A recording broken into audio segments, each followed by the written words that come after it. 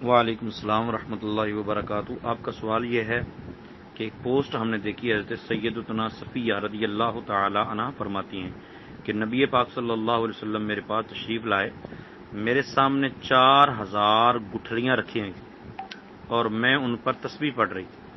تو نبی پاک صلی اللہ علیہ وسلم نے ارشاد میں تم نے ان گٹھلیوں پر تسبیح پڑھی ہے، کیا میں تمہیں ایسی بات نہ سکھا دوں جو تمہاری پڑھی ہوئی ان تسبیحات سے زیادہ فضیلت رکھتی ہو؟ میں نے عرض کیا یا رسول اللہ صلی اللہ علیہ وسلم کیوں نہیں؟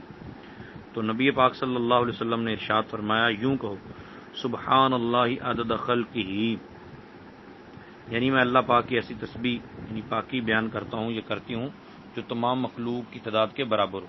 تو گویا یہ چند الفاظ کہہ لو تو جو 4000 گٹھلیوں پر تسبیحات پڑھی ہیں ان سب سے بہتر ہے۔ آپ کا سوال یہ ہے کہ کیا یہ حدیث ہے؟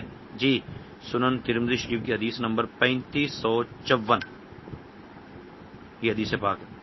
اچھا، اس سے ایک اور بات بھی ثابت ہوئی کہ گٹھلیوں پر پڑھنا بھی ثابت ہے، گٹھلیوں پر پڑھنا بالکل جائز اور درست ہے۔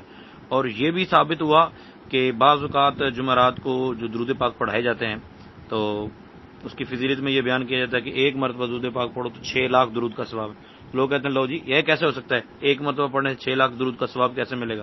ایسے ہی ملے گا جیسے سبحان اللہ عدد خلقہ ایک مرتبہ پڑھنے سے 4000 سے بھی زیادہ ثواب ملے گا۔